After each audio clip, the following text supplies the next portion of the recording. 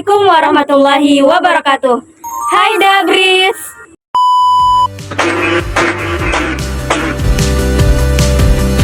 Baby, every day I wake up, I'm just trying to feel my feet, trying to feel anything. Kali ini kita akan membahas mengenai Kerajaan Cirebon. Disimak baik-baik ya.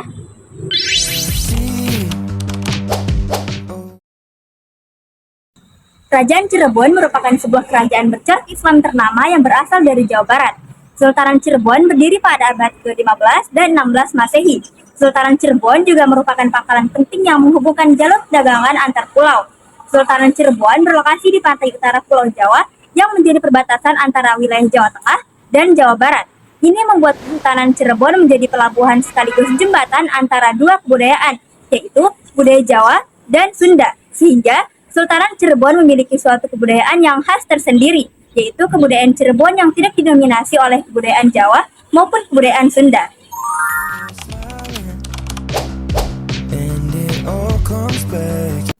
Menurut Sulindraningrat yang berdasarkan pada naskah Babat Tanah Sunda dan Adya, pada naskah Carita Purwakarta Caruban Nagari, Cirebon mulanya adalah sebuah dukuh kecil yang awalnya didirikan oleh Ki Geden Tapa, yang lama-kelamaan berkembang menjadi sebuah perkampungan ramai dan diberi nama Caruban atau dalam bahasa Sunda yang berarti campuran. Dinamakan Caruban karena di sana ada percampuran para pendatang dari berbagai macam suku bangsa, agama, bahasa, adat istiadat, latar belakang dan mata pencaharian yang berbeda-beda. Mereka datang dengan tujuan ingin menetap atau hanya berdagang. Karena awalnya hampir sebagian besar pekerjaan masyarakat adalah sebagai nelayan, maka berkembanglah pekerjaan lainnya, seperti menangkap ikan dan rebon atau udang kecil di sepanjang pantai yang bisa digunakan untuk pembuatan terasi. Lalu, ada juga pembuatan petis dan garam. Air bekas pembuatan terasi inilah akhirnya tercipta nama Cirebon yang berasal dari kata cai atau air dan rebon atau udang rebon yang berkembang menjadi Cirebon yang kita kenal sekarang ini. Karena memiliki pelabuhan yang ramai dan sumber daya alam dari pedalaman, Cirebon akhirnya menjadi sebuah kota besar yang memiliki salah satu pelabuhan penting di pesisir utara Jawa. Pelabuhan sangat berguna dalam kegiatan pelayaran dan perdagangan di kepulauan seluruh Nusantara maupun dengan negara lainnya. Selain itu, Cirebon juga tumbuh menjadi salah satu pusat penyebaran agama Islam di Jawa Barat.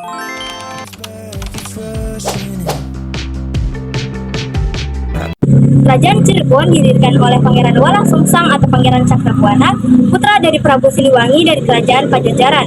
Ia mendirikan kerajaan ini pada tahun 1430 Masehi dengan nama Kebon Pesisir atau Tegal Alang-Alang. Ia kemudian memeluk agama Islam dan berguru kepada Sunan Ampel, salah satu dari Wali Songo. Pangeran Walang Sungsang menyerahkan kekuasaannya kepada keponakannya, Syarif Hidayatullah atau Sunan Gunung Jati, yang merupakan putra dari Syarif Abdullah Maulana Huda dari Mesir dan Nyai Rara Santang, putri Prabu Siliwangi. Sunan Gunung Jati memerintah kerajaan ini dari tahun 1479 hingga 1568 Masehi. Ia juga mendirikan Kesultanan Banten dengan menunjuk anaknya, Maulana Hasanuddin, sebagai Sultan pertama. Sunan Gunung Jati meninggal pada tahun 1568 Masehi dan dimakamkan di Gunung Jati, Cirebon. Ia digantikan oleh putranya yang lain, Pangeran Pasarean, yang bergelar Panembahan Ratu I. Ia memerintah hingga tahun 1570 Masehi dan digantikan oleh putranya, Pangeran Karimuddin, yang bergelar Panembahan Ratu II. Ia memerintah hingga tahun 1649 Masehi dan digantikan oleh putranya, Pangeran Martawijaya, yang bergelar Panembahan Girilaya atau Sultan Abdul Karim. Sultan Abdul Karim adalah penguasa terakhir Kesultanan Cirebon sebelum terjadi pembagian wilayah menjadi dua kesultanan, yaitu Kesultanan Kesepuhan dan Kesultanan Kanoman. Pembagian ini terjadi karena adanya perselisihan antara dua putra Sultan Abdul Karim, yaitu Pangeran Kartawijaya dan Pangeran Wangsakerta. Pangeran Kartawijaya mendirikan Kesultanan Kesepuhan dengan ibu kota di Keraton Kesepuhan. Pangeran Wangsakerta mendirikan Kesultanan Kanoman dengan ibu kota di Keraton Kanoman.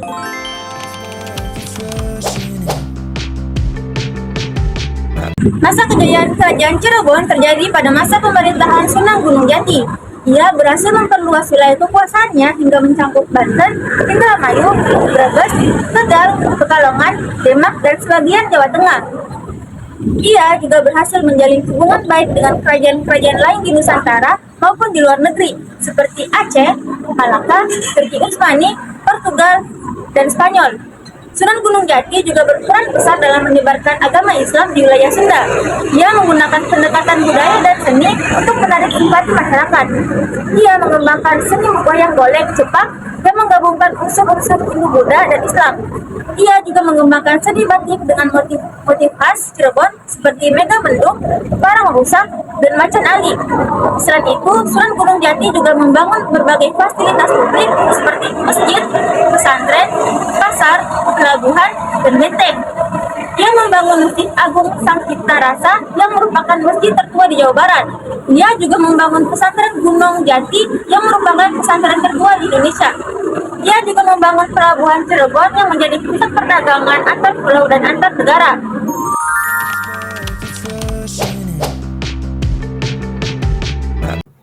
Kerajaan Cirebon meninggalkan banyak peninggalan berupa bangunan, seni, budaya, dan juga tradisi yang masih dilestarikan hingga kini. Beberapa peninggalan kerajaan ini antara lain yaitu Keraton Kesepuhan dan Keraton Kanoman yang merupakan istana-istana dari dua kesultanan yang berasal dari Kerajaan Cirebon. Di dalam keraton-keraton ini terdapat berbagai koleksi benda-benda bersejarah seperti pusaka, keris, gamelan, wayang, batik, dan lain sebagainya. Selanjutnya adalah makam Sunan Gunung Jati yang merupakan tempat peristirahatan terakhir dari pendiri Kerajaan Cirebon. Makam ini terletak di Gunung Jati, Cirebon. Di sekitar makam ini terdapat kompleks masjid dan pesantren yang masih berfungsi hingga kini. Yang ketiga adalah Masjid Agung Sang Cipta Rasa yang merupakan masjid tertua di Jawa Barat. Masjid ini dibangun oleh Sunan Gunung Jati pada tahun 1480 Masehi. Masjid ini memiliki arsitektur yang unik dengan pengaruh Hindu-Buddha, Islam, dan juga Eropa. Yang selanjutnya adalah seni batik Cirebon yang merupakan salah satu jenis batik khas Indonesia. Seni batik Cirebon memiliki motif-motif yang bercorak Islam seperti mega mendung, perang rusak, macan ali, dan lain sebagainya. Seni batik Cirebon juga memiliki warna-warna yang cerah dan kontras loh. Yang selanjutnya adalah seni wayang golek Jepang yang merupakan salah satu jenis wayang golek yang dikembangkan oleh Sunan Gunung Jati. Seni wayang golek Jepang menggabungkan unsur-unsur Hindu-Buddha dan Islam dalam cerita dan tokohnya. Seni wayang golek Jepang juga memiliki ciri khas berupa kepala wayang yang berbentuk bulat atau cepak.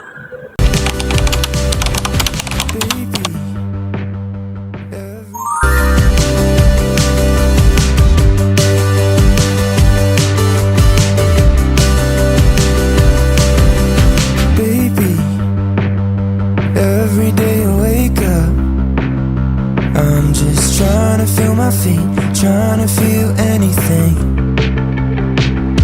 But then I see you over there smiling, and it all comes back, it's rushing in. I've been trying to find my nerve endings.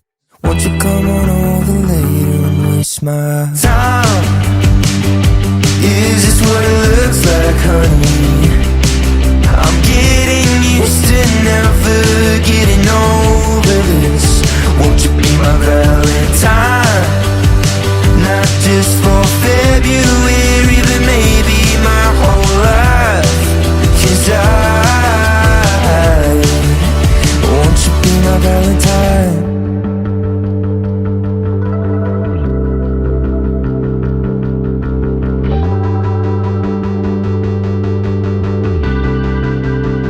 Have you got something to say now? 'Cause I've been holding my breath. I've got a bad habit of talking too much, and it usually ends in regret. But then I see you over there dancing, and it all slows down, I'm rushing in now. And I've been trying to find my nerve endings. Won't you come on over later and waste all of my precious time? Is this what it looks like, honey? I'm getting used to never getting over this. Won't you be my Valentine? Not just for February, but maybe my whole life. 'Cause won't you be my Valentine?